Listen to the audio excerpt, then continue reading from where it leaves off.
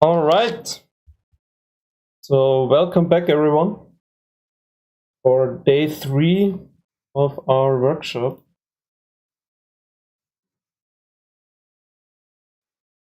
We have an exciting guest lecture today by Louis, who's a colleague in ICD, coming up in around 1 hour. Before that, we thought we go again through the project briefing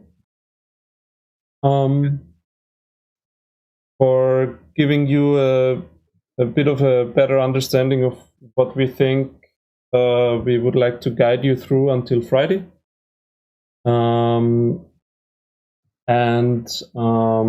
Then we should also see how the teams are coming up. I'm not sure if I guess you all have access now, right, to the Excel sheet, to the Google Sheet, but I cannot see any signed up groups yet. So we can form them, I guess, also today. Yeah. We need to finalize the group today. Yeah. Okay. But I guess before that, we can go through a bit of a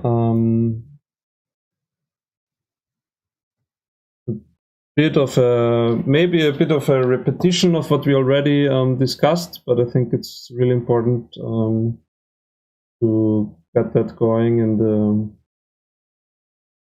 in a clear way. So let me just share my screen.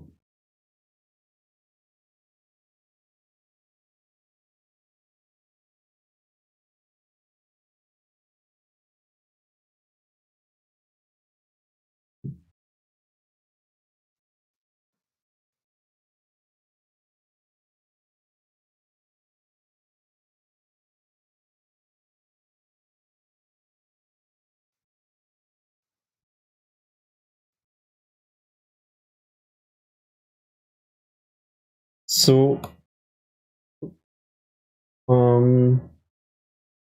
the problem or the challenge that we address in this workshop is the limitations of timber construction at the current moment, right? This is not to say that that the current developments in timber constructions are not super exciting and also very, very much advanced.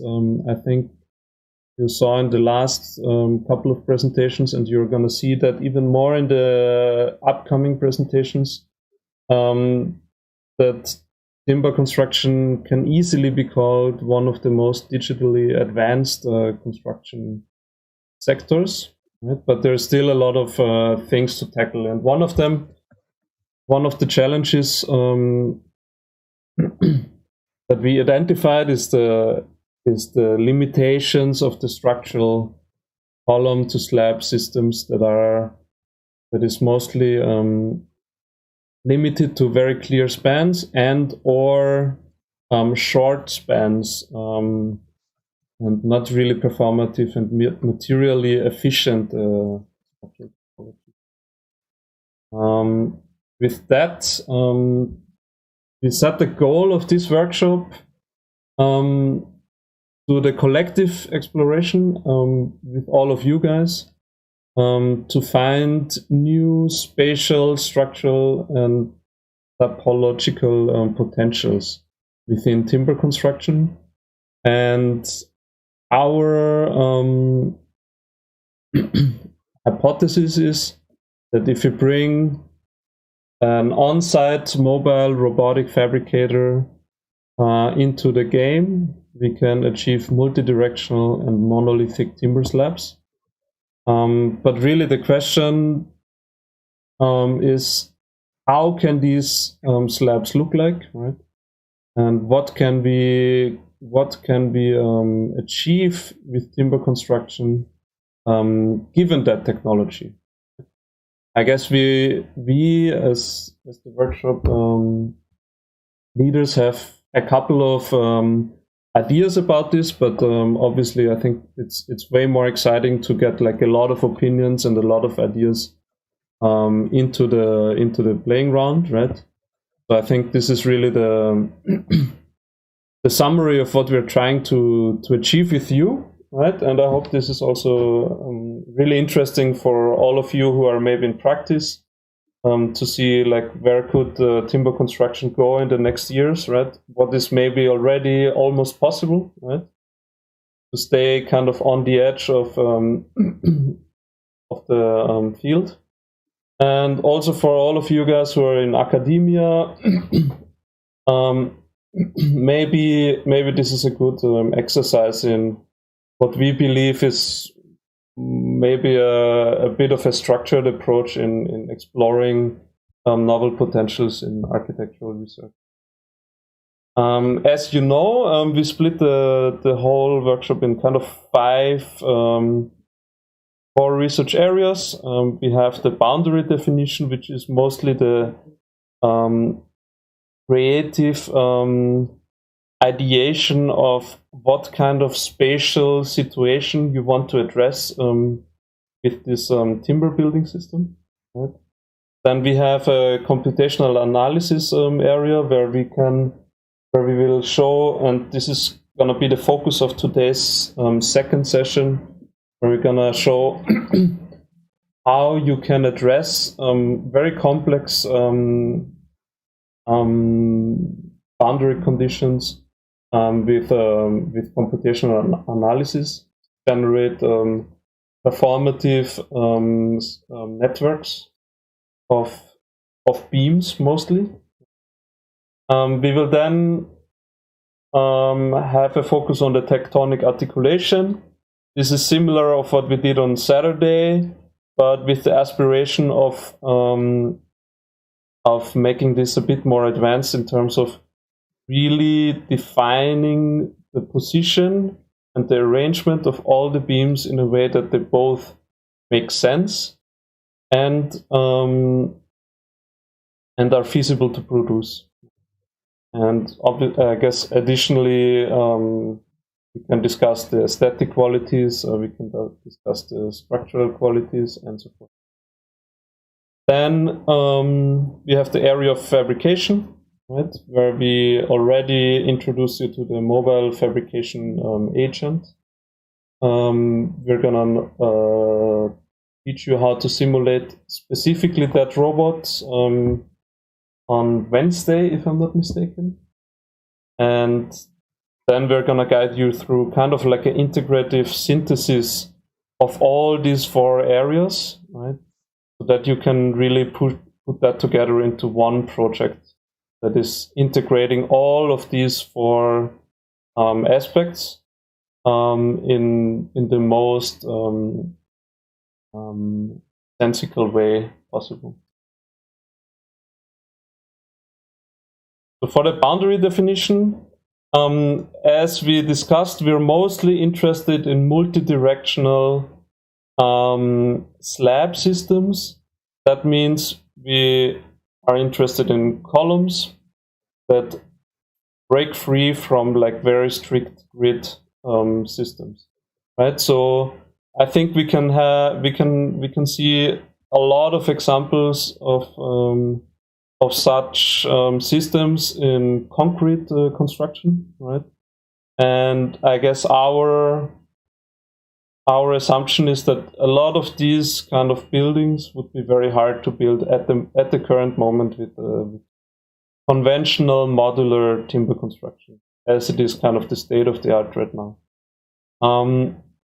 So in the boundary definition area, we're really excited to see which kind of spatial situations you want to address, right? That can be a very functional approach, right? Maybe you find something where you say, okay, it would really benefit the function of the building to have in certain areas a bit of a more flexible arrangement of the spatial qualities, right? But it can be also a really a more kind of spatially driven approach, where you just say you want to include phenomenomical aspects into the design, right? You want to break free from a very rigid kind of approach to what is a building, and you want to allow also timber construction to become very expressive, right? In let's say in the multi-story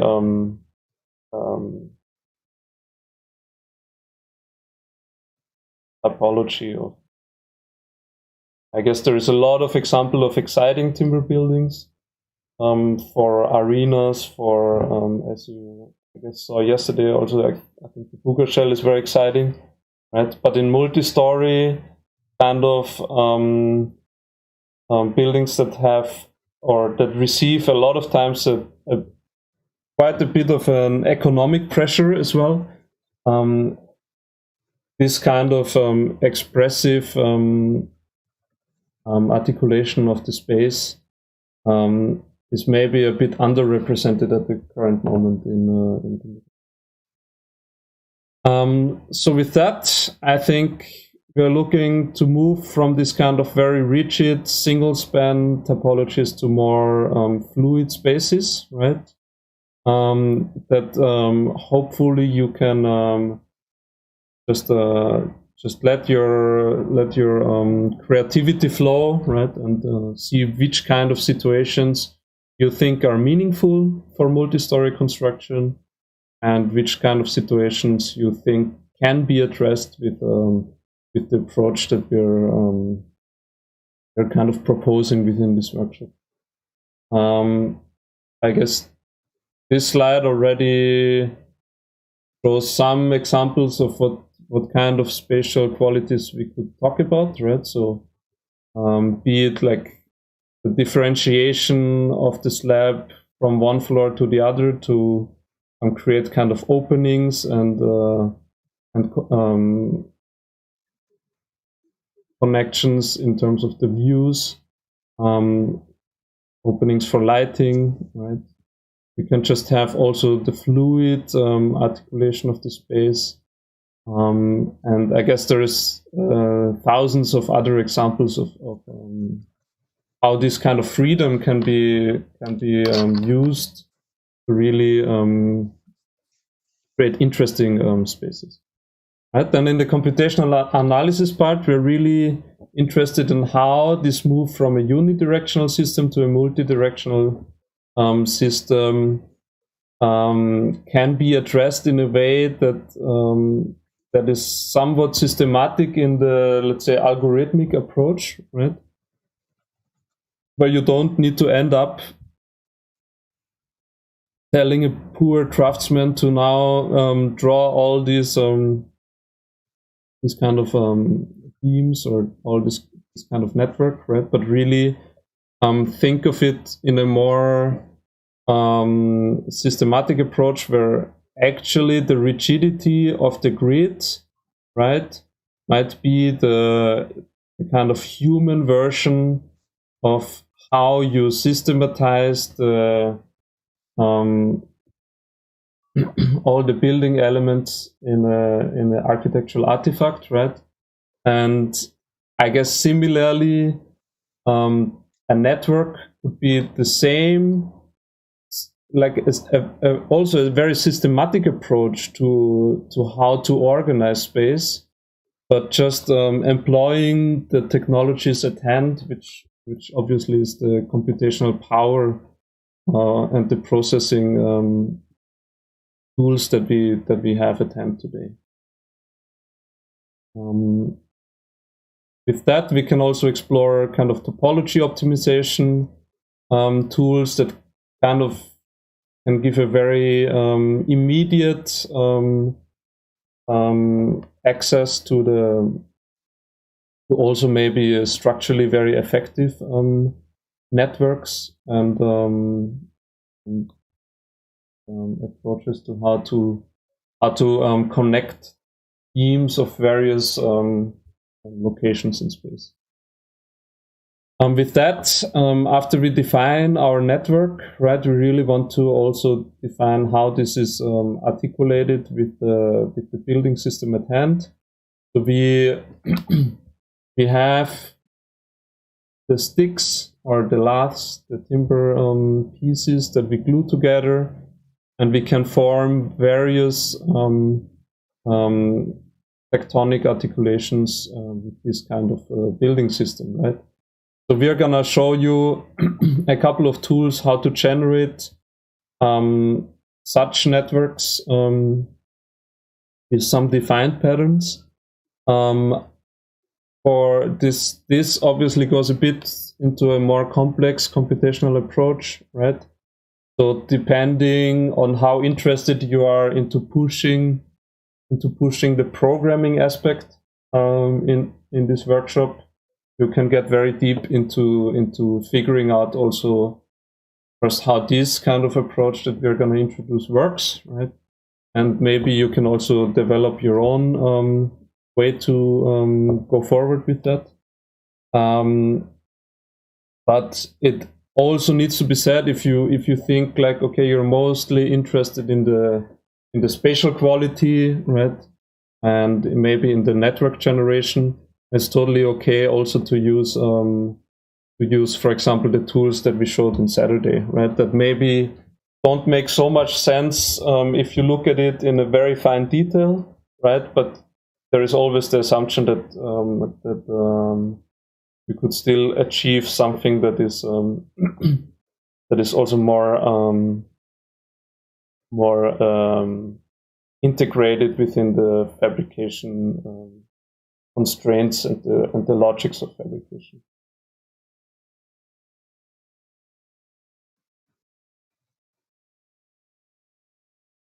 With that, we come to the fabrication sequence and the fabrication simulation. We're going to show you again some tools based on the full robot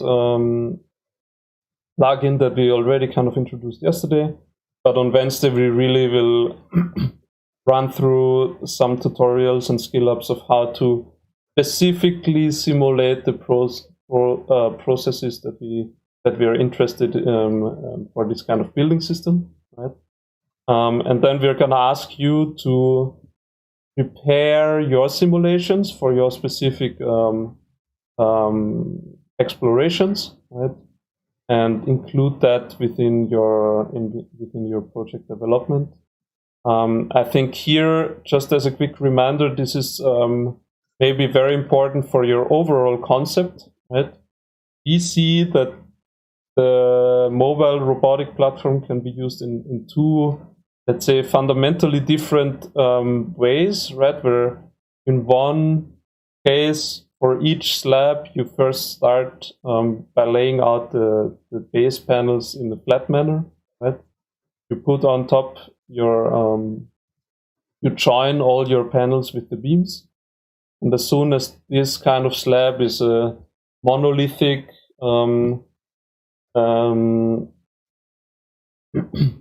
fully bonded slab, you can then raise it up on the columns and fix it there, right? And the scenario A, the other scenario, would be that your panels are already in place, right? So you fabricate your beams in situ, right? Where I guess this is important for the fabrication sequencing, where really, if you're working on the ceiling, right, probably your robot is going to reach most of the areas independently of whether there is already beams or not positioned there, right? But at the same time, you will need to include the columns in your simulation. And then in the other scenario, you don't have any columns that would kind of obstruct your passage with the robot, but at the same time, you wouldn't be able anymore to cross over the already laid areas, right? Already fabricated areas. So these are two different approaches, right, that you might want to consider in your overall concept. then I think the simulation of the beams is of the beam fabrication is kind of clear. We looked at it already yesterday. There's different approaches of how to sequence the fabrication. And then finally, we're gonna have the aspiration to demonstrate your development in all the different areas with a demonstrative outcome, right? So I think here we're not really necessarily looking into the most high-end visualizations, right? But it should definitely include a couple of demonstrative snapshots of what you did, right? And showcase the quality of the way that we want to organize that within the next 5 days. Today we have the briefing, which is now almost done, and we will ask you to, until tomorrow, really start with your hypothesis exploration, right? So which kind of spatial configuration do you want to address? I think, for example, one of the ways that is quite direct and accessible, I think, is what Ben proposed yesterday in the chat, right? Just to take an existing building that is not built with timber and trying to see, could you address the same spatial situation with this kind of building system, right? But we really don't want to put any kind of restrictions on you in terms of that. Just please stick with the column and slab topology, right? So I think if you're talking about multi-story timber buildings, then we really are mostly interested in kind of stacking one story on top of the other, and then mostly those stories are going to be flat, right? And the spatial quality that we want to explore in this workshop, really very interested in how this spatial quality could arise at the playful overlapping of different stories, right? And the freedom of shaping each of your slab in whatever manner you want, right? And also having a certain freedom of how you want to position it. We also show you how to address the networks today, and until tomorrow you can already include a couple of network studies into your explorations. Tomorrow, then in the morning, we're going to have a reflection on your hypothesis. We're going to go through all of your group projects and see and discuss what your assumptions are, what kind of spatial configuration you want to address, and see if we can, if you're kind of on the same page, if we have maybe additional ideas that could go into this, and so forth, right? And we ideally we already defined the network here, but this is maybe not super important. We can also keep the network a bit open until you also understand how the tectonic articulation tools are going to work, right?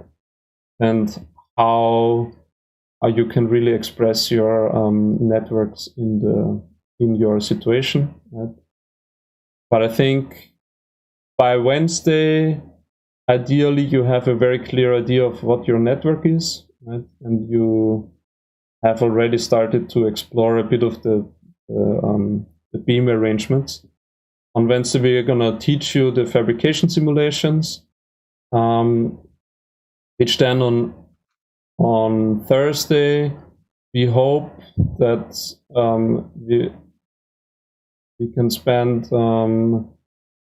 less time on on solving any of those areas, but rather spend most of the time in the project reflection, forming an integrative synthesis, right? So trying to see if taken together, right, conceptually, all of these areas are making sense in a combined fashion, right? And we will then also have some time to go into more detail of what we think we should present, or how we can manage a really kind of smooth progress through all of your 10 groups, right? So I guess the presentations are going to be limited by kind of 4 or 5 minutes, and then on Thursday after the workshop session we ask you to prepare everything for your project presentations. So then on Friday we're going to have the presentations, as I said, kind of 5 minutes per group. We're going to have international guests joining us, both from academia and practice. And after, we have hopefully a very interesting and stimulating conversation with the invited guests.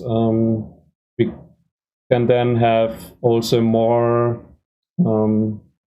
let's say, laissez-faire, kind of easygoing Q&A with us, with the auditing students, and maybe also get a bit better to know all of us, and yeah, maybe discuss kind of how we could bring timber construction forward in a general manner. These are the people that we invited for the final project presentations. We hope that's going to be a very stimulating conversation. So from practice, we're going to have Samuel Wilkinson. He's a long and very experienced member of the special modeling group in Fosters and Partners. I guess a lot of you guys might know him already. He's also very much involved in the smart geometry conferences, and a big player in the let's say more research-driven architectural practice. Then we're going to have Domingo Carufi, who's an ITech graduate, so very much experienced in the whole computational design field. She did her master thesis also on timber construction with carbon fiber joints, and is currently BIM manager and architect at Werner Sobeck here in Stuttgart. And then we're going to have Pablo Zamorano, head of the computational design and geometry group at Hedderwick, and also based in London. Then from academia, we're going to have people from we're going to have Dylan Wood from ICD. He's the group leader of the material programming group, and basically all of his research until now, or most of his research, is also based on timber construction. He was designing the Urbach Tower, and has a lot of experience with working together with Blumer Lehmann and so forth. Then Martin Alvarez, he's lecturer in Swinburne University in Melbourne. He's gonna join us also very experiensed in timber construction, computational design. Some of you might know him. He also taught the workshop in Shanghai in the Digital Futures, I think 2 years ago, 2 or 3 years ago. And then we're gonna have Xiang Wang, postdoc at Tongji, who is also very experienced in the field, and is gonna represent the let's say Chinese discourse of the academia. Okay, I think with that we really maybe have left like 20 minutes to start having a conversation of how you want to form into teams. As you know, these are your time zones, and maybe we can just I guess we just ask you to maybe come forward and tell us if you already have a team, what is your shared interest, how you want to approach things, and then we can note that down and go forward. Maybe from the European group side or time zone part of it, we had yesterday some short meetup introduction. Okay. We basically, our end conclusion was that the whole group consists of very interesting people, so that our solution for more or less in our time zone was to jump in with a random generator, which was posted in the chat. Okay. But make kind of groups which are roughly in our time zone. Okay. To make collaboration more easy. Mm-hmm. And then just throw in the people, make teams of 3 persons, and see what comes out. Yeah, sure. Where the specific interest was yesterday during that meeting, we had Jennifer, which is in +5, I think, and we saw on the list that also Kajin is in -4, which both could join the roughly European groups. But we should make sure that they are that we press the random button long enough so that they are 2 separate teams. Okay. So did you run your random generator already? We did not yet. Mahmoud, do you have it still on your screen? Yeah, just a minute. I think we have to add France. France's ad is already there. Okay, I'll share my screen.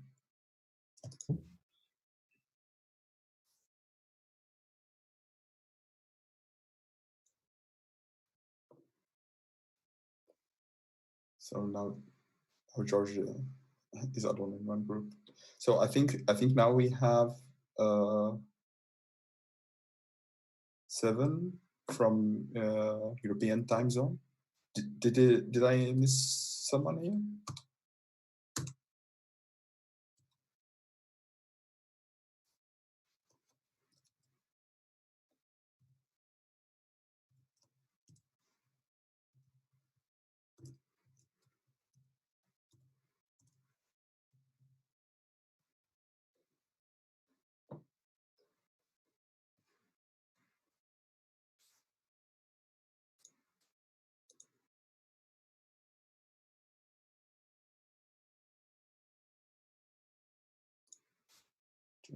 Texting.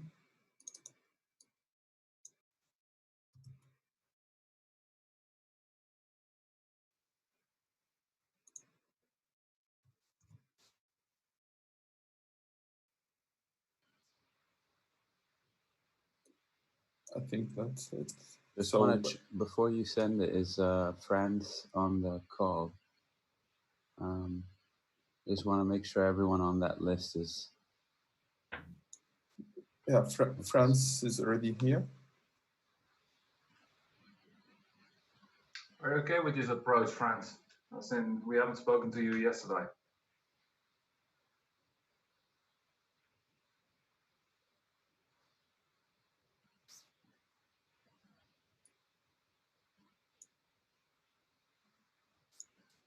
I think Exing would prefer the other time zone. She just messaged on the group chat.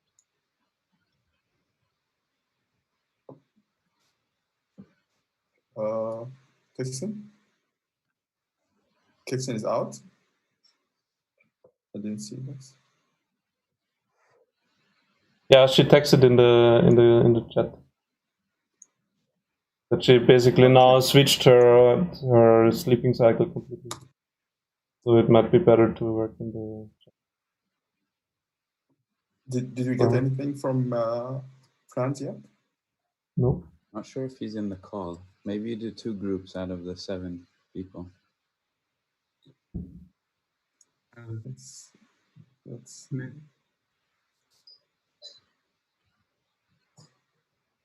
Okay, now it's not fair.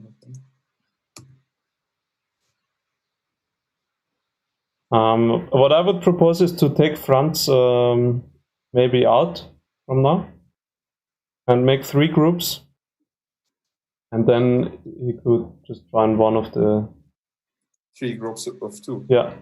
Right. Okay. I think aren't we missing Jennifer in this list? Jennifer?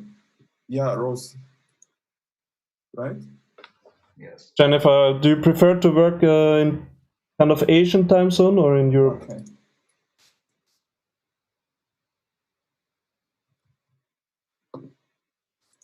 We can't hear you. Jennifer?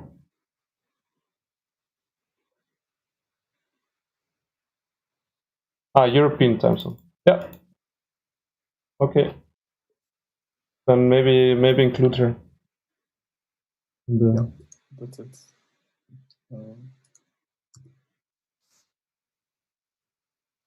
Every time you just click, you'll get a new list. Okay, so I think that's 3 groups of 2. Okay.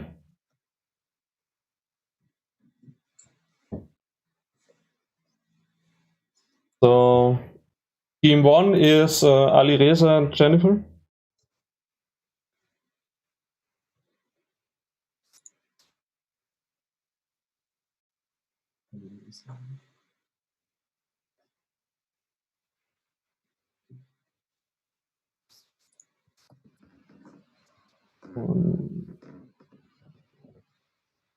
You're right. Okay. And Chris and George.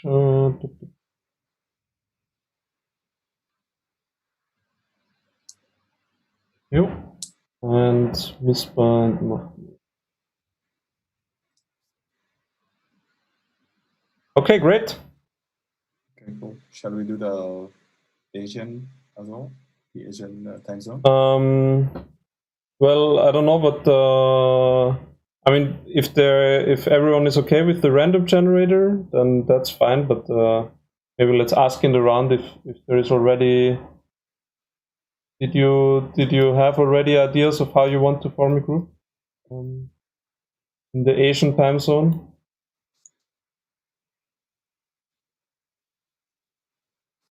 Maybe we went through the list.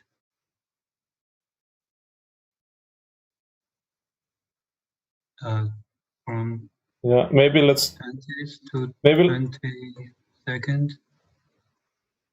is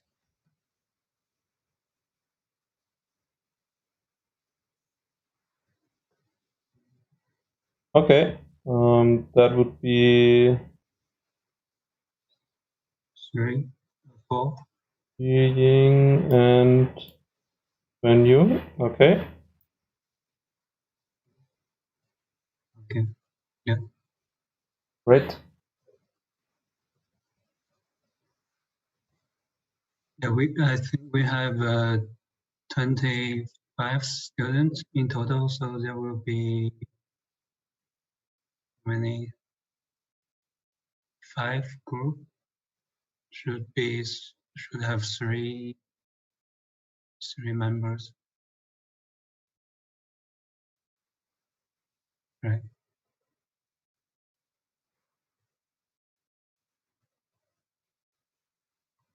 Yeah, we can't have an even number of groups with 3 members, I guess. But that's right now it's fine. We have 3 groups of 3 people. Actually, hi, this is Kusin, and Sujai and I would like to be in the same group, and we are looking for an additional member who have the experience of working with robotic. Okay. So anyone from the Asian time zone want to join us? So that's Kashin, 5, and Sisha, okay, and whoever wants to join. Is there someone who Twitter. Okay, we have another group in the chat. So let's keep this open. If someone wants still, this is still open invitation. Chen Chang. 6.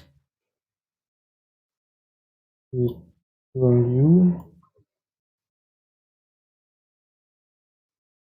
Yan.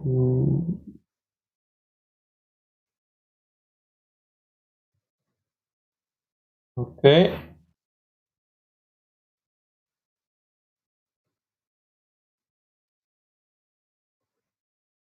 What?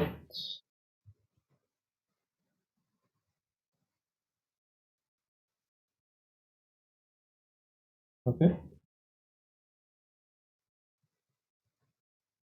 Vicky is saying that she has some experience with robotics and could join. Is that okay for you guys?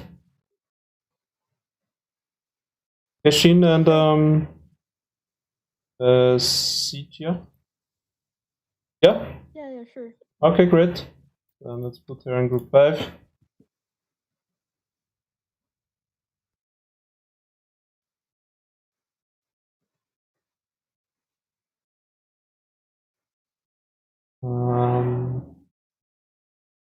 Number 18. Yes, so group 6, I think we got it correct. So then we have another group of 3, right? So now we have 4 groups of 3. 1, 2.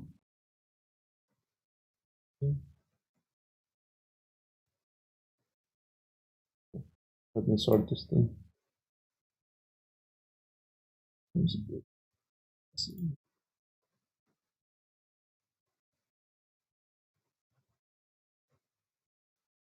One, 2, 3. Okay, now we're fine with it.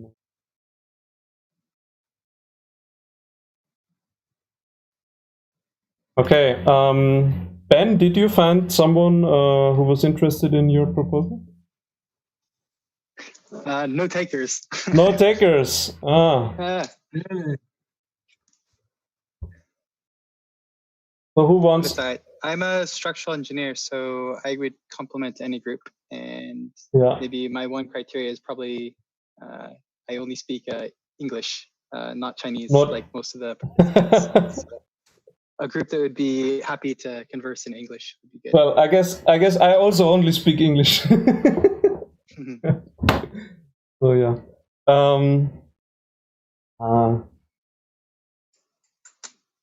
So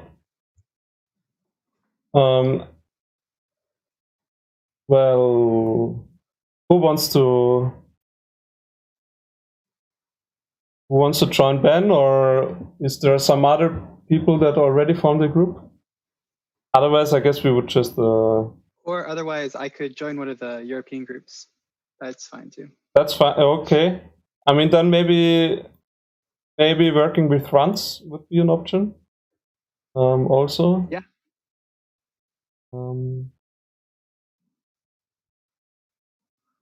Is that okay for you in terms of the time zones? Yeah, it should be fine. Then I'll just put you guys in group 7, and then, I mean, we can still be flexible and see if what Franz thinks about it. Okay, so we have 8 people left.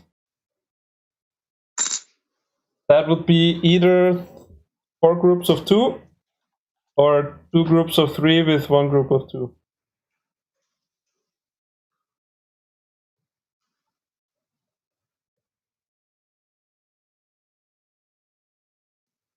I've deleted number 11. Oh.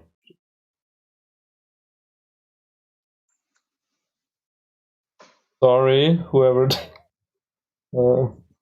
Let me just.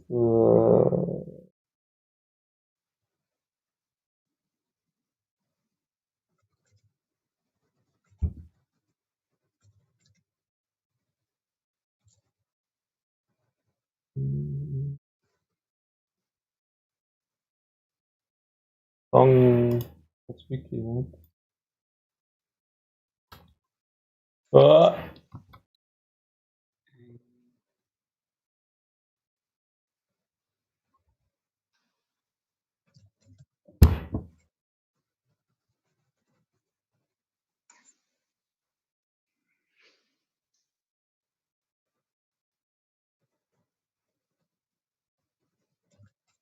Okay, so what do we do? Shixin, Lang, Xing, Ting, Zhang, Zhenwan, Jixian, and Yicheng. I hope I pronounced that in some way resembling the real reality. What kind of groups do you want to form?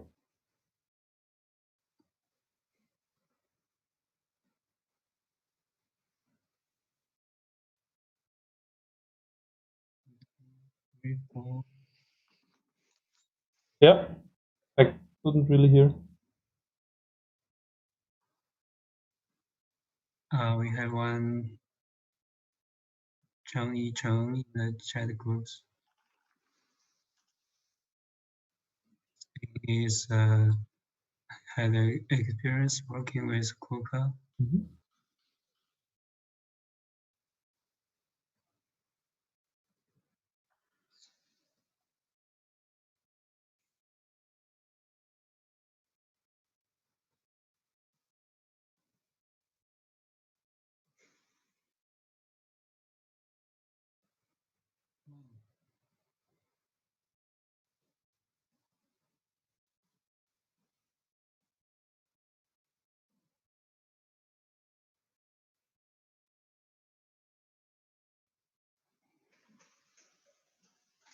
Lang, that means you want to join Lang?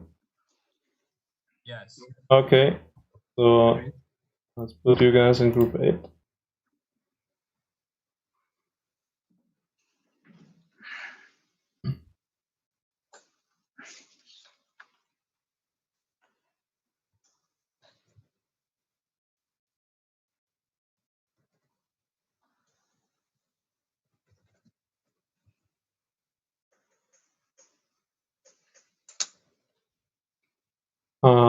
Someone else wants to join that group?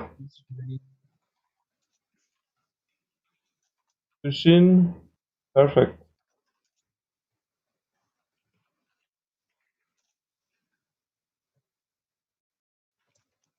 Then we have group 9 and 10 still open.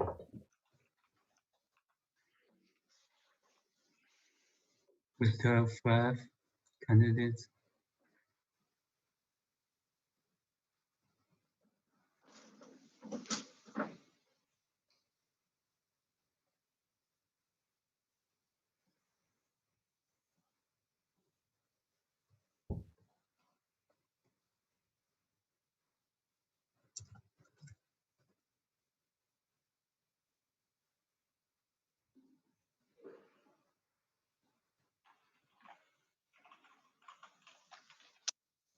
Maybe some of them are not here. I think we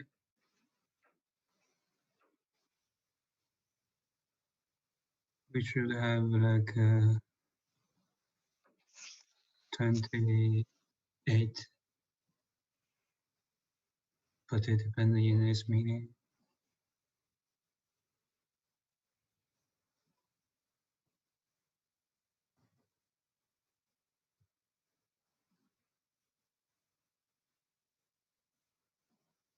Wait, did I get group 8 wrong?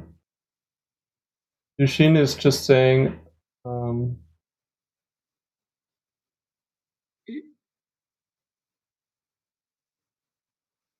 Yes.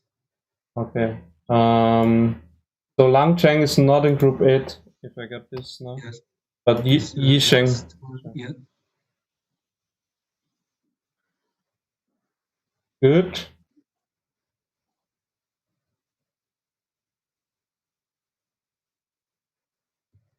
Okay, then I'll start putting group 9 together here and group 10.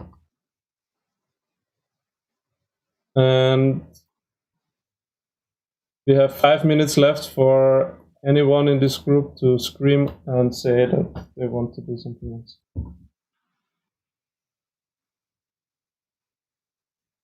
The group's still wrong? Still wrong. Jashin? Yeah. It's not not Chenglang, but Shan. Yes. Okay, then I have the names wrong here. Change with 20s. So. This here? But that's exactly how it was before, I think. 19, 21, and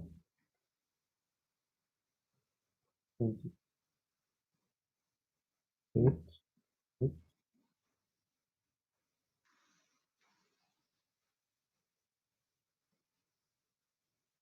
Yes. Like that? Yes. Right.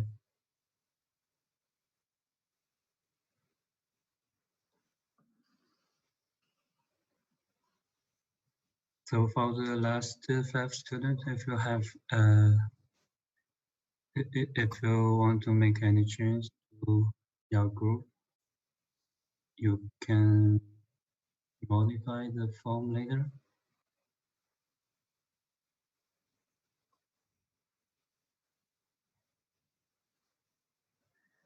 And I probably need to double check with Franz to make sure that he can work between the end of the lecture each day and his close of business. He's a practitioner, so he might be limited. But if he can only work like after work, that's like the middle of the night for me. So I'm happy to work like for a few hours after each day lecture. But yeah, so for me and Franz should probably just be to be confirmed. Yeah, sure. I guess let's see what Franz is telling us, and then we can either you would merge another group, I guess, if you would not be able to work in the time that you kind of overlap, right? Or we find someone else. Yeah. Okay. Good. So with that, I think we're basically good to go to start with our second expert guest lecture. And that is Louis from ICD. Louis, are you here? Yeah, I'm here. Okay. So Louis is gonna talk about the global players, as we call them, in timber construction and timber architecture. Louis is a research associate at the ICD, working in the excellence cluster at the University of Stuttgart. And he recently worked for HKS Architects as project manager, if that's correct, right? You want to say something else about you, maybe? So, like Jakob said, I'm working at ICD. Jakob and I are working together on development of a timber building system, not dissimilar from what you guys are working on now. My background has been mostly with computational and robotic design through McGill and the University of Michigan. And like Jakob said, I was working at this very large American firm called HKS, and I was able to get licensed. So having experience on both sides has made it quite interesting to now come back and try to apply research technology and see how it applies, see how research technology applies to a real architecture building world, which I think is a good segue for me to get started on my presentation. So this is the result of some research that Jakob and I were doing into the state of the art of contemporary timber construction worldwide last year. And I'm going to be maybe vague on some points because this research kind of ties well into the expert lectures you guys are going to be getting tomorrow and on Wednesday. And I want to make sure that both Hannah and Felix are able to talk about everything, and I'm not going to say step on any of their toes. But so the idea of this advanced timber industry global players, no, that didn't change slides. Here we go. Is that we looked at a data set of those architects, fabricators, and engineers that are involved in the most publicized multi-story timber projects over the last 5 to 8 years. So this kind of began as a listing of projects mentioned in, like, noted as exemplary projects. So we found some of these, for example, in Detail Magazine's recent practice series of books in timber, and others that had won notable prizes or that had press online. And through that, we kind of expanded rhizomatically to see, oh, who was the engineer on that one and who was architect of record on that one. And this kind of network grew to over 150, almost 160 different companies, organizations. And they've kind of like fallen into 4 different types, which we've kind of named promotion, advocates, processing and supply, and design. So we're going to see what they are and who fits into these categories. It's sometimes hard. So for the player types, it's quite straightforward to see who fits into what category. So for example, in our promotion category, we put here any awards, prizes, or accolades, grants, incentives, funding bodies that are providing not only these grants, but maybe helping with research, and any kind of ways that you can promote, that these players promote their work through expos, fairs, or conferences. The majority of what is interesting to us as designers and what is interesting to us as builders is more the processing and supply and design categories. So I'm going to quickly fly through promotion and advocates, and then we're going to get into processing, supply, and design, and kind of after seeing what the types are and who's in the room, then we can do some analysis and see what roles they're playing in the room or why they matter to us. So here within the promotion category, we have prizes such as the Wood Awards in the UK or the German Wood Building Prize in Germany, which every year make a huge point of finding projects that specialize in timber or highlight timber in some way. And it's important to note that these are kind of marketing platforms in a way. So though sometimes, like the building on the bottom, this forestry office, it's very much what we are interested in, a timber building system that's using mass timber components and is rather, in some cases, maybe utilitarian, but demonstrates what the technology available in general is now.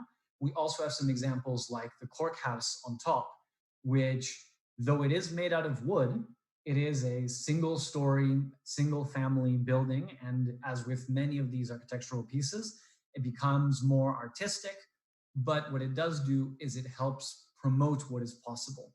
So these prizes are good to see, maybe not trends, but they're good to see kind of unique examples and things that are special. On the other side, far from the artistic side, we've got things like the Timber Offsite Construction Conference or the World Conference of Timber Engineering. And as you can see from the picture on top, this is a industry affair where people come to show off their products or their all timber insulation. And this is where you can see more of the trends existing within the industry. This is going to come into play as we look at our analysis later. The other one that I've got here is the World Conference of Timber Engineering, which was going to be held in Santiago, Chile this year, but COVID did its thing. And it's interesting because it is the World Conference on Timber Engineering, because you see people that maybe here in Europe or here within Germany where we're doing our research, we might not hear a lot of or see a lot of, but it's important to note that there is this same drive for timber construction worldwide. Then we've got advocates. So these are the lobbying groups and government bodies. So some things to note here. Though regulating agencies also play a huge part in the industry, right? Things like Eurocode or like the American Building Code. We've kind of not highlighted them separately, even though it is a global player and it is changing how we build or defining how we build. We've chosen not to look at them too specifically because regulation is often many years behind the state of the industry or the state of the art. And that's what we're really interested in here. So kind of as an example, the US Building Code is only being proposed to be updated last year, and it's kind of going through the process, even though timber buildings that exceed or that demonstrate the safety of the material have been built for over a decade. And the US Building Code is lagging quite far behind. So though we are looking at these government bodies and the associations around them, we're not looking specifically at building code, and it is important to keep them in mind. So here we've got two kind of government level bodies, Lignum, which is the association of, it's the kind of the umbrella organization of the Swiss forest and timber industry. So it's important to note that whenever we're looking at timber construction and these bodies that support it, it very quickly ties back into the rest of the timber industry. So Lignum is responsible for organizing about 80,000 jobs in Switzerland throughout that entire timber life cycle, everything from responsible forestry to sawmills to paperworks. And what these organizations do is they kind of set agendas for what they want their members to do, and they protect their members in case of legal action or in case of disputes. But they also help inform the public, both by doing general teaching, but also funding research, and they engage with other companies, so outside of the timber industry, and help push architects and engineers in a direction that fits their larger agenda. A sister organization to them would be Holzbau Deutschland, which serves a similar role. And then flipping over, Wood Solutions is the Australian body. So again, making sure that even though when we see a lot of building examples, and when Hannah presents tomorrow, you're going to see probably a lot of examples from Central Europe, it is important to keep in mind that this is a global imperative and people everywhere are playing with this. And that kind of pulls us back into timber construction Europe with this super cheesy stock photo. But whereas the Lignum Switzerland represents about 80,000 jobs, timber construction Europe represents about 22,000 companies.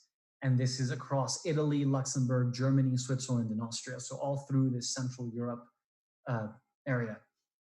And as we produce interesting projects, we are as much selling it ourselves as we are trying to sell it to these organizations, because their job is to sell it further. So, okay, that's all that I'm going to talk about the advocates. And we're going to move into what is actually much more interesting, for me at least, which is what we've called processing supply. And this contains all construction companies like contractors, fabricators who are making the prefabricated elements, manufacturers that are producing the timber products, so like CLT or like Glulam, and product suppliers, which we are classifying as everybody who is outside, that is doing, say, insulation products or non-structural timber byproducts. And I'm going to show some things that I'm going to explain later. So here, kind of three major three major like processing and supply companies are Cree, which is a subsidiary of Romberg, Katera, which is an enormous American firm with a huge amount of SoftBank investment, and Lacolabs, which is kind of a smaller company coming out of Luxembourg. But what is important to note is that these companies, along with others that we're going to look at, are designing building systems, or they're assembling building systems which ties into what we're talking about with this workshop. Cree, and they've all taken different approaches to it. So Cree has this approach that as long as we're using as much timber as possible, everything else is fair game. So they have recognized that it is relatively more difficult, or they are having a harder time finding mass for acoustics, vibration, and heat retention on the top of slab. So they're quite happy putting concrete there. And also on the edge of slab, where you might have issues if you have timber running horizontally and loads landing vertically, the crushing of timber fibers. So they've also agreed that because concrete is more efficient in compression, it might go there.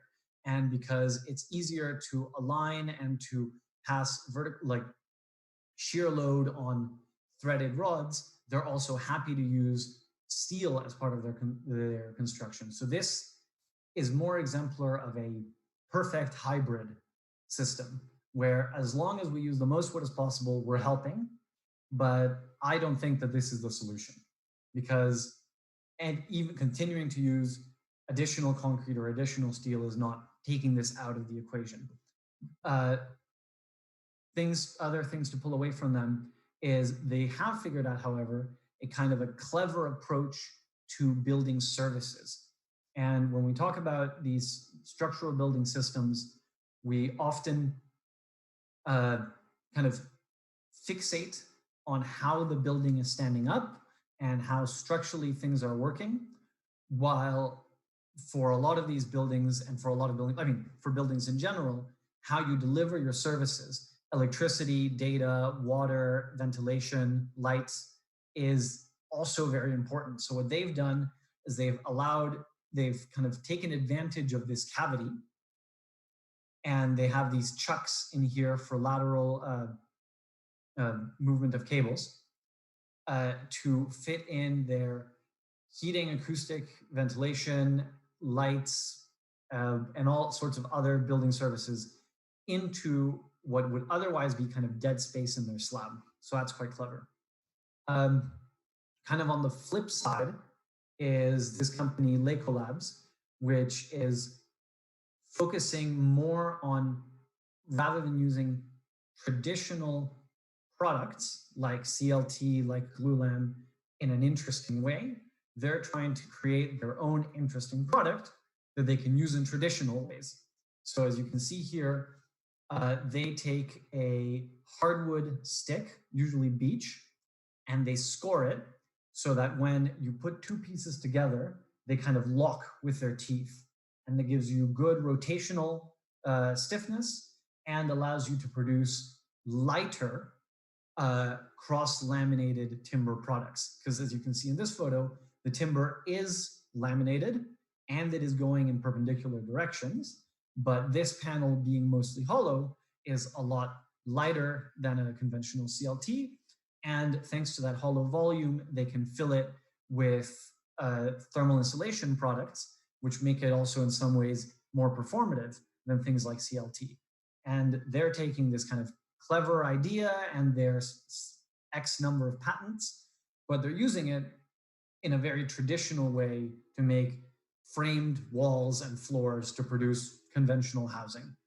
And this is also something that could be considered positive. We don't need, one of the arguments that they made when we met up with them was that we might not need a completely new typology of timber buildings as long as everybody's in a timber building.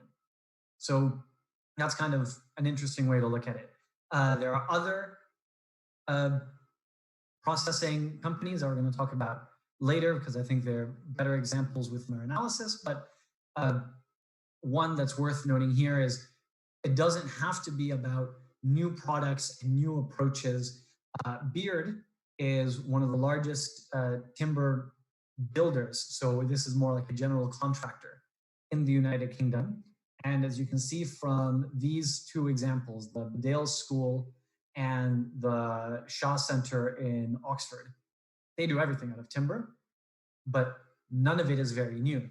They're still doing beams and battens. They're still doing like flat siding. They're still doing hollow webs, like it's, sorry, hollow crossing on top. It's not novel, but that does not mean that it is not exciting, right? This is pretty, they're both gorgeous buildings and they're not well made. So I think that as we think about designing our own timber building system, it's as much about us being able to produce these interesting ideas or novel concepts as it is for the architects who are designing them to be able to do their job and produce interesting buildings. And as we've proven over centuries, architects will produce interesting buildings with whatever technology is available to them, be it just sticks and twigs or the latest architectural computational blah blah. So as we work on our building systems, we need to keep that design potential and creativity in mind. Which brings us now to these architects.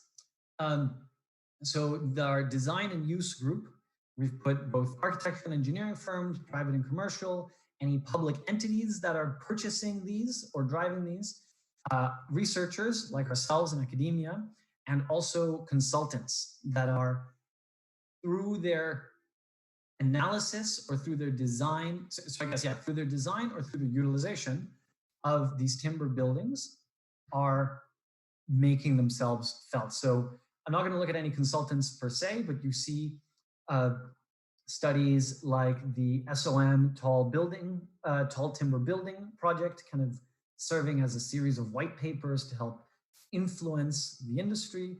You also see things like McKinsey reports talking about the efficacy of timber construction or the potential of timber construction. And this is entirely based on the buildings that have been built here. We're going to focus on some of the designers. And kind of as an overview, people are all over the world. Michael Green is in Canada and British Columbia. Herman Kaufman is not only an excellent architect and designer and timber engineer, but he's also written for Detail Magazine this exceptional book called The Manual of Timber Construction, which is an amazing primer. It could serve as a Bible for learning how to construct and design in timber. And Waugh Thistleton and other similar architects in the UK are using their kind of position in a global hub to spread their influence. So some that we're going to highlight are people like Kattenlager. So Kattenlager is here in Germany. They're based out of Berlin. And they're one of the main protagonists across various program types within timber here in Germany. You see a lot of schools constructed in timber in Germany, but Kattenlager is able to do full spectrum, everything from some rather attractive housing. So this is a kind of an association house, all the way to what is currently, Jakob, correct me if I'm wrong, this is the tallest timber building in Germany. And it's not too far away. It's actually right across the artificial lake from the Buga project that Jakob was explaining yesterday. Michael Green has kind of made a name for himself within the technology sector and timber. So he's given a couple of TED Talks. He's worked with Google's sister company, Sidewalk Labs, and with Katera, this massive machine that is coming out of the United States to take over all timber construction. But he and his firm line up quite well with what we're doing. He almost exclusively, I mean, he obviously designs buildings, but he specializes in designing building systems. So one example is the Wood Innovation Center in British Columbia, where rather than many building systems that we see nowadays, where you build from the bottom up, this one kind of built a frame of linear members and kind of infilled it. And he also, of course, is thinking about strategies for pathing services through the building. Okay, I'm realizing that I'm falling super short on time, so I'm just gonna really speed this up. Research members include people in Switzerland like the ETH working on the DFAB house, people in Munich who are working on what they call the high-tech offensive, which is not so offensive, other than it's particularly rectangular. Or people like the IBOA program at EPFL, which is in Lausanne, Switzerland, who are working on different, say, geometric approaches to using planar timber. And yeah, I guess I'll move quickly past and get into our analysis before we run out of time. So looking back at our builders and fabricators, and I'm going to let Felix go into much more detail with both the builders and fabricators and this part of the analysis tomorrow, tomorrow or on Wednesday. And this is the kind of the project model versus the product model. And because it's relevant to what I'm going to say later, I'm going to quickly give a kind of a one-liner. A project, builders who work within a project model are enabled by their setup. So they have a certain number of employees or tools, and they're able to reorganize them or redistribute them to work on any project that walks through the door. Product model fabricators, on the other hand, seem to be restricted by their setup. They have a production workflow or a processing line, and as long as it fits in that line, they can produce any variation on wall. But if it is a different shape, if it's a different typology of wall altogether, or if the wall might require additional structural pieces like steel, it's not going to work. So Felix can go into this tomorrow. From our side, we looked at the roles these players had, and we kind of split it three ways into evangelists, specialists, and regular players. So evangelists actively promote timber. They would never dream of building something that is not in wood. These are the guys that are promoting and really pushing, and they try to do all the new things. They're often parametric, and they often work with tall wood. Something that is important is that when trying to identify the role of players within this industry, it can be quite hard. There are people who are evangelizing timber, as in trying to really promote it, but they're not building things that are very interesting in timber. So are they regular members or are they evangelists? And so kind of try to place these as well as we can.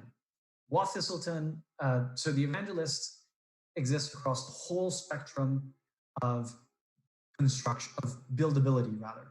So Watt Thistleton writes and has published various primers and books about modular building design, building in timber, and one of their biggest projects at the time, everybody within this timber industry is trying to find a superlative to attach to their building. Dalston Works, by their count, is the largest timber building by inhabitable square meters. And of course, then somebody else will claim, oh, they're the highest timber-only tower, whereas someone will claim they're the highest timber hybrid, like, anyways. They work very in parallel to DRMM, which is another architecture firm in London, who won the Sterling Prize, which is the highest architectural accolade of the United Kingdom Awards in 2017. But what's important for them is that they are so keen to build in timber that they are happy to even clad it in something else. So even though this building looks very normative by London standards with its brick exterior, and this brick exterior was mandated by the council, they were able to produce it all out of timber, and they bring it up as an example of saying that timber buildings don't have to look new and weird. So from an architecture side, from a constructor side, Bloomer Lehmann down in Switzerland is absolutely an evangelist. They're producing, they work a lot with architects like Shigeru Ban, and they're very much at the forefront of what you can do. Everything from these super complex sliding joints for the Tamedia office building in Zurich, to these hollow milled webs for Richard Rogers' Maggie Center in the UK, to the triple curved bent members on the roof of the Nine Bridges Golf Resort in South Korea. So they're all the way at the front, but they also are such a large player and have been so successful in selling timber everywhere that you also have them doing more normative buildings or just large modular schools.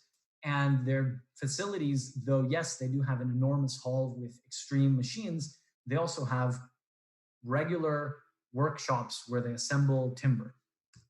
On a more hypothetical side of things, Sidewalk Labs, which ended up working with Michael Green, and unfortunately the project was canceled about a month ago. It was due to build a new district of the city of Toronto in Canada entirely out of timber, and they had such big names as Heatherwick and Snowhetta working together to make their crown jewel. They also are working in a similar way to how we are. They've got a building system. They understand how it works, how you pass your services through it, and how the different parts of the building system relate to each other, from the commercial and residential bays on top, through transfer systems, which you kind of see expressed here, down into their podium docks. And this is interesting for us because as we think about changing spans within prefabricated timber buildings, you also think about the different types of programs they can hold, and the types of programs you hold in this kind of podium level is more retail and commercial as opposed to the smaller units that you have on top. And then all the way at the end of the buildable spectrum are people who are simply whetting the appetite or just producing visual images. Precht is out of Vienna, and though they render it quite nicely, none of what they design is a building for sale per se, but they do provide interesting opportunities to see what modular construction might be like and how this architecture could indeed be beautiful beyond what is currently being sold. So they are also very important. Specialists are usually, say, regional guys that have good knowledge of traditional uses of wood.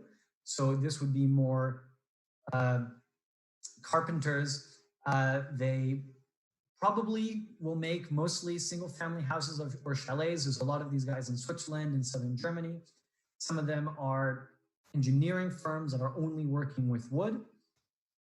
And they will sometimes be called in to complete the projects designed by the evangelists, and they will always help the normal players do their work and get into the scene. So even though Katera is a super specialized company that is pushing the forefront of like vertical integration of all parts of the building industry into one piece of software produced in their own factories, I think they will shortly be the largest manufacturer of CLT in the world in a new factory that they built in Arizona.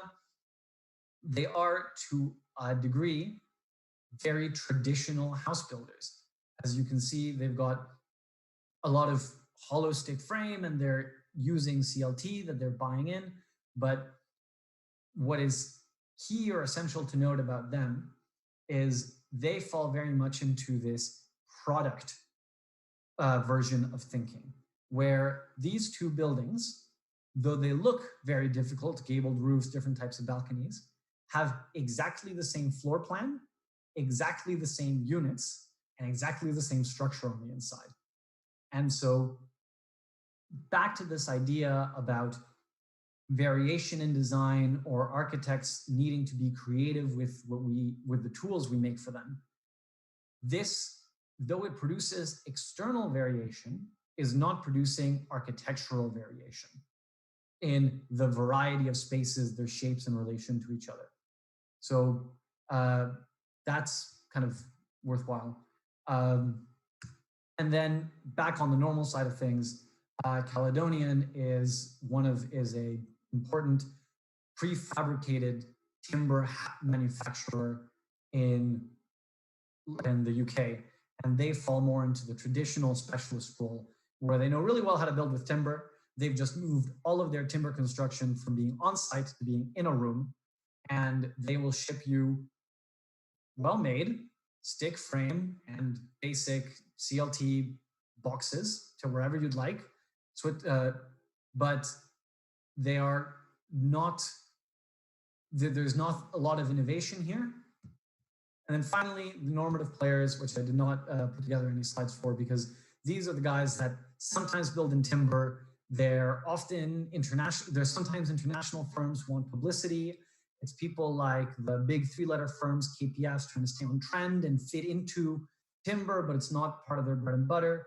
They're supported by large firms that do timber as part of other things like Arup. Yes, they have a timber division, but it's not totally cutting edge, and it's just part of the game. And then finally, this is my last section, and I know I'm over time, is an analysis of research, which is what we are in.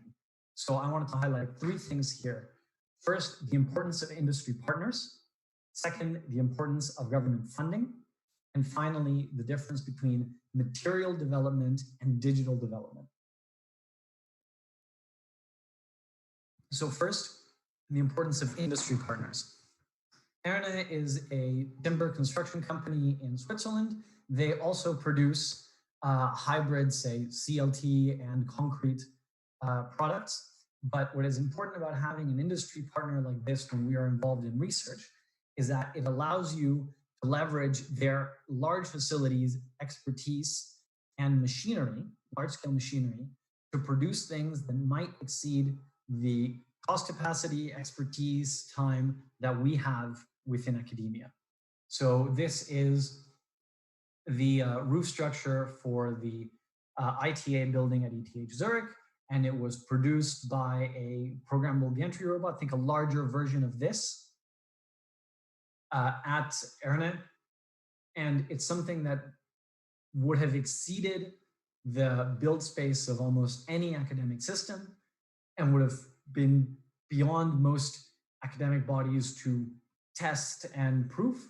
But because you have an industry partner on board, they'll not only help you think through it, but they'll also help you build it. The importance of government funding. So still in Switzerland, the DFAB House was produced as part of the National Center for Competence in Research, which is the NCCR digital fabrication. And this is part of a Swiss research funding body, not dissimilar to the DFG, which is the German Research Foundation here in Germany. And this allows you to think of your academic work within a larger time frame. Whereas in a lot of institutions, you may only have a year or a semester to work through a design problem and you need to move on, or perhaps professors are constantly trying to find different funding vehicles to keep themselves and their work going.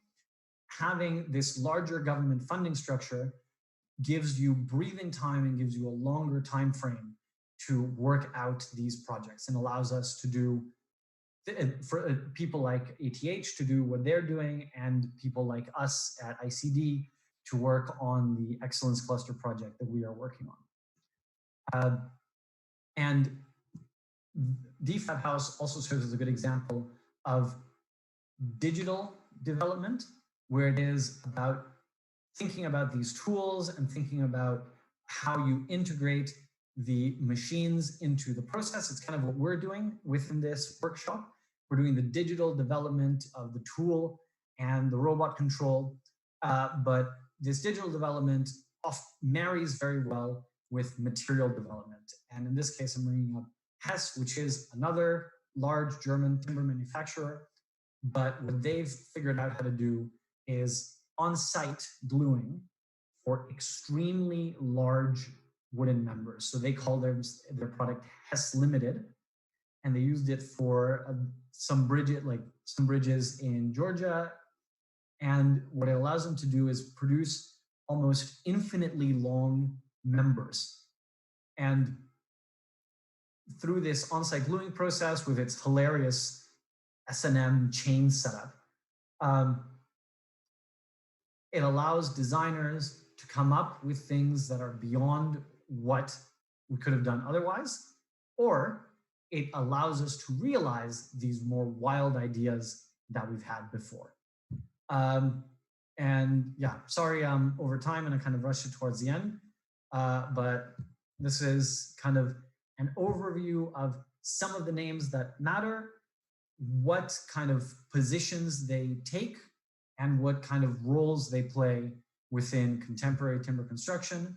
And this will feed into Felix's analysis of fabricators and into Hannah's overview of projects. Any questions?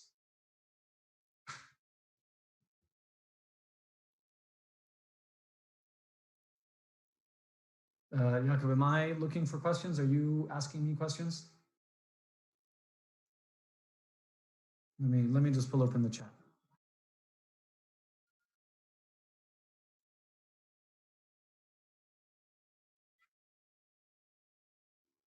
Okay, so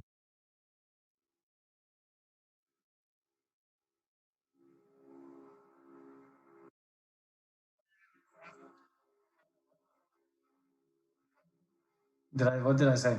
I thought I said postures. Okay.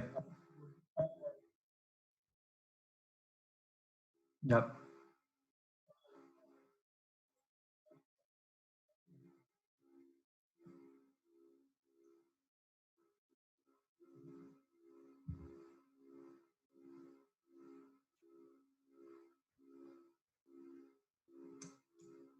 Any questions from the YouTube stream?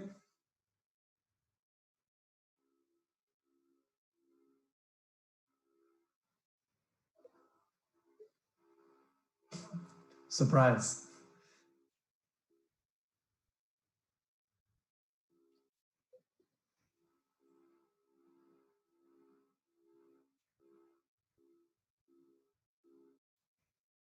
Thanks, Mahmoud.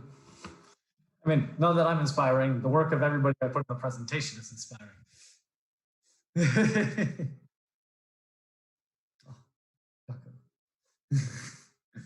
All right.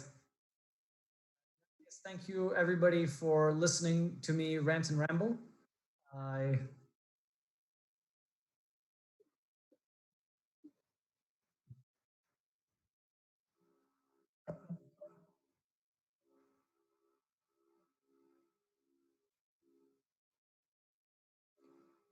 I mean, I don't know if it's, so I don't know what it has to do with what I just presented, but high temperature often means a higher rate of evaporation, which might reduce the, well, I guess it depends. If it's hot and dry, it's going to warm your wood. And if it's hot and wet, it's going to warm your wood.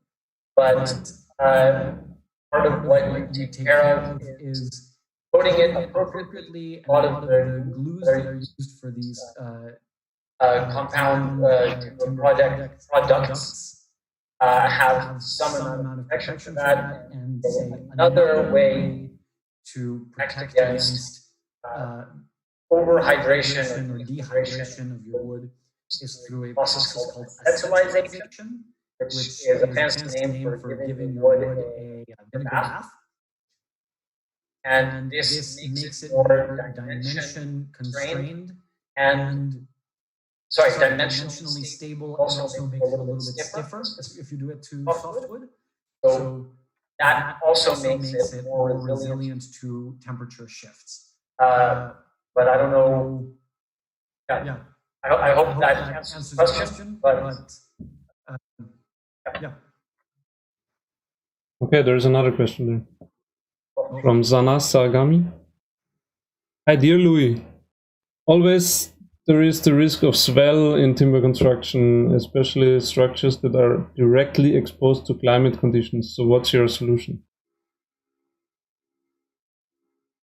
I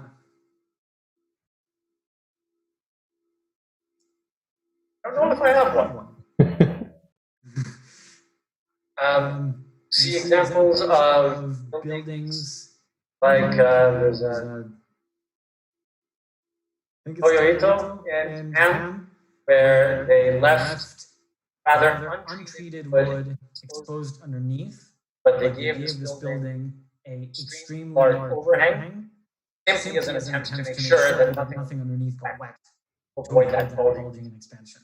When you look at buildings like these that have a high level of tolerance in their joints, or things like what Jakob presented yesterday with the Buga, as long as the whole system is undergoing the same humidity variations or temperature variations, it's likely that the whole system will expand and shrink together. I think that you might have more issues when some areas are wet and some are not.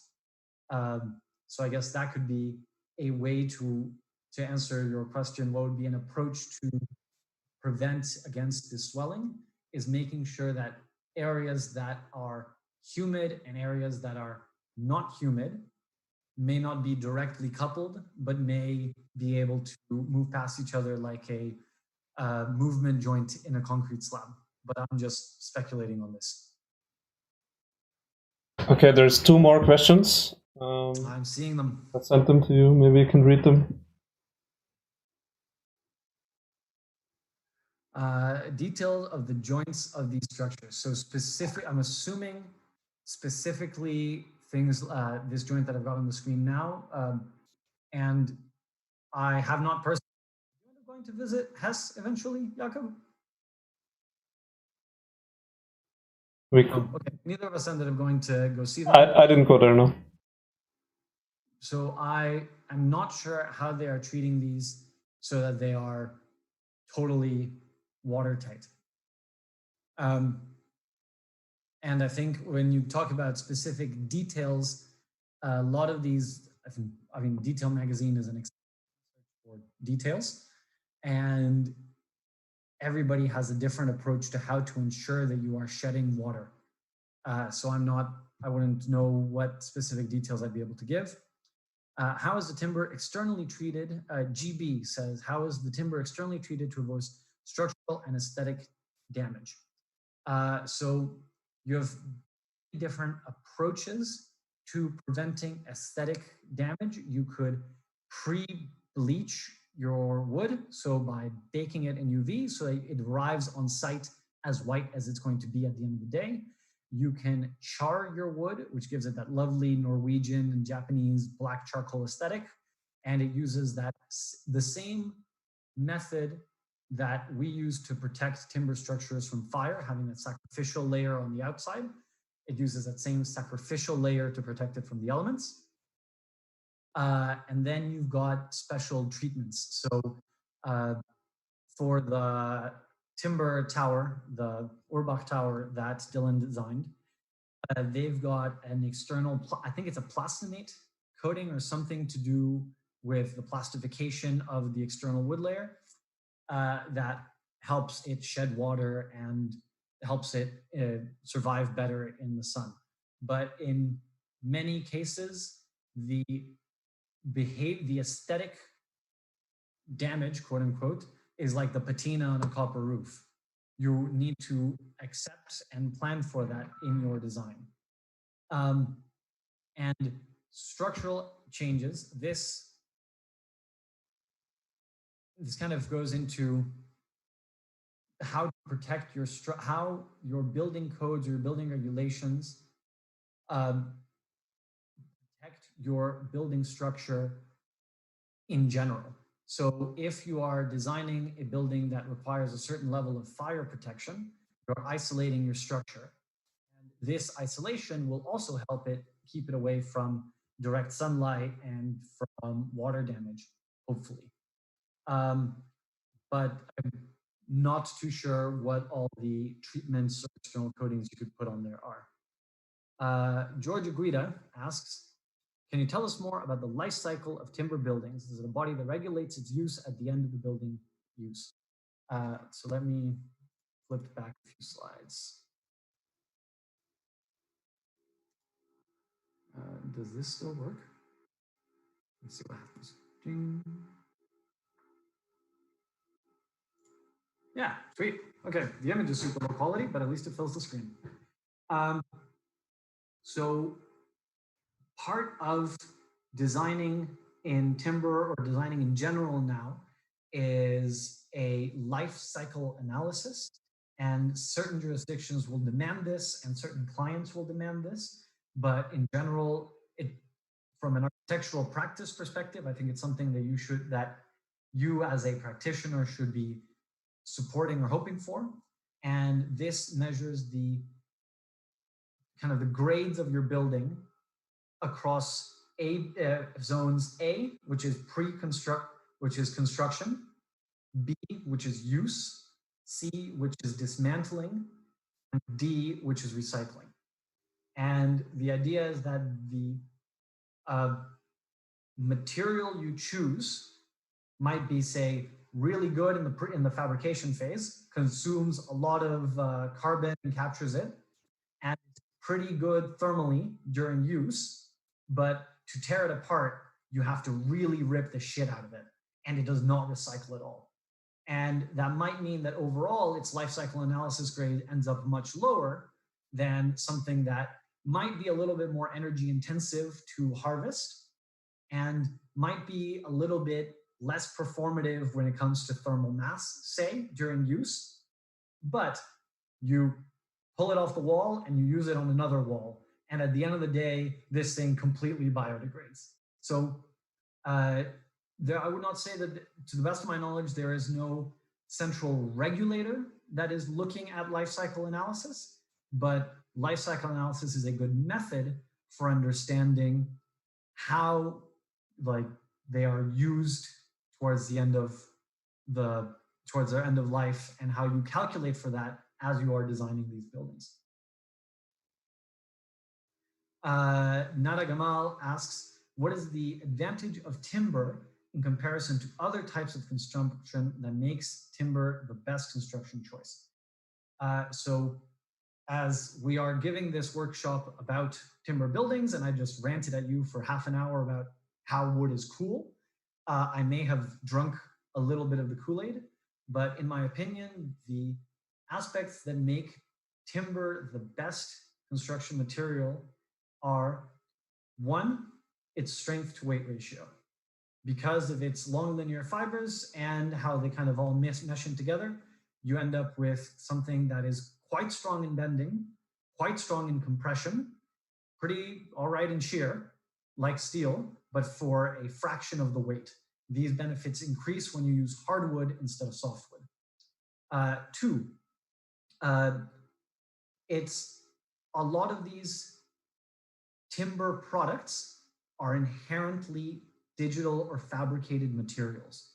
You don't grow a sheet of CLT, you always have to make it. And because it always has to be made, there can always be variation on how you make it. So that means that as opposed to, say, steel, which its production process lends itself to infinitely long beams extruded from a kiln, timber is already somewhat discrete and each piece is made almost on its own, so you can very easily start varying that production. Three, timber is relatively soft not from a structural perspective, but from like a handling and modification perspective. If you were to have, say, a load-bearing concrete wall and you needed to punch a new door in it, this could be extremely expensive, extremely time-consuming, and may require explosives.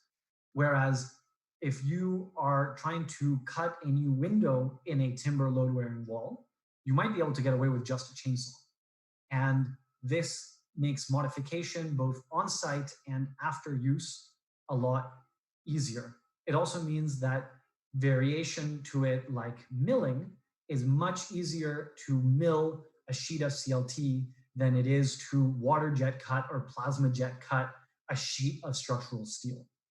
And the most important reason why I think timber is the correct construction choice is that it is a renewable carbon capturing material that is more or less globally available, but this now starts to open the question of sustainable forestry and what is or is not the correct timber to be using, and I'm not going to get into that.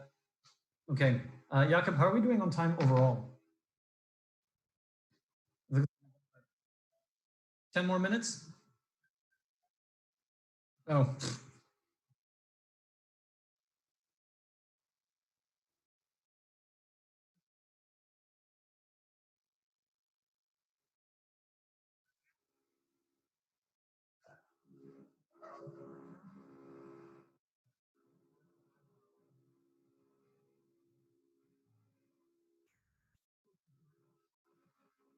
Yeah, I'll answer Mahmoud's question next.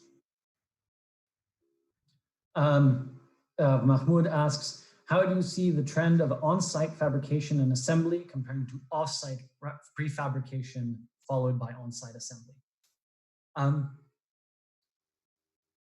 I think that one of the key kind of limiters in prefabricated construction, regardless of material, is something that Jakob, I think, may have mentioned yesterday, which is transportation constraints. Whereas you occasionally see examples of these northern Swiss construction companies prefabricating enormous elements and then driving these 30-meter long pieces down the highway one town over, that is possible. We intend to build in timber where it is needed in the rapidly expanding urban centers of the developed and developing world, where sometimes walking down the street between several cars and mopeds is a challenge. Being able to produce a piece small enough to get it to site can be an issue. I think that the ideal would be the off-site prefabrication of as much as you can to a fabricable size that is then brought to site, and some additional level of prefabrication is done to it on site at ground level under more controlled conditions. And then these larger pieces are what are then assembled. I do believe that as little work as possible should be done in situ, so during the assembly process, because that is where you are most exposed to the elements, your building timelines can change the most, and it produces the least stable environment. And especially with a lot of these computational projects, but also joints that require greater levels of tolerance, it's just not something you can reasonably ask a poor fellow dangling on a rope 50 feet above, like 20 meters above ground with a screwdriver to try to do. Michelangelo asks, can you talk about the prices of building entirely in timber compared to other construction methods? No, I cannot. I am sorry.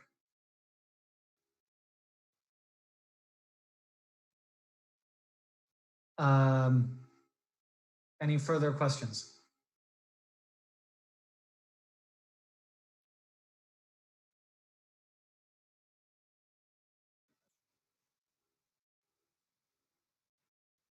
If there are no more questions, maybe we can have a little break. Yeah. 2 thumbs and going on break. This guy.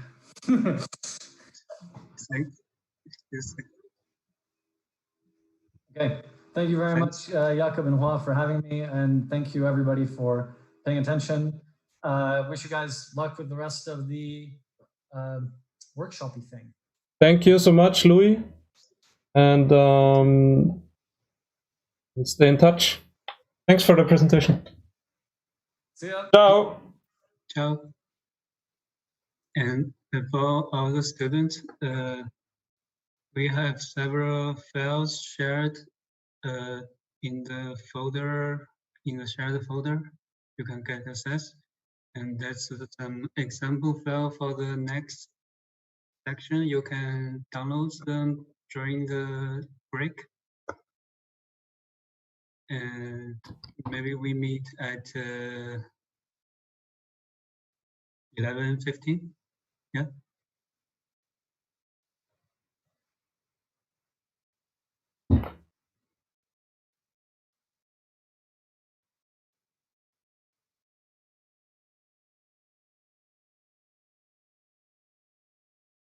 Yeah.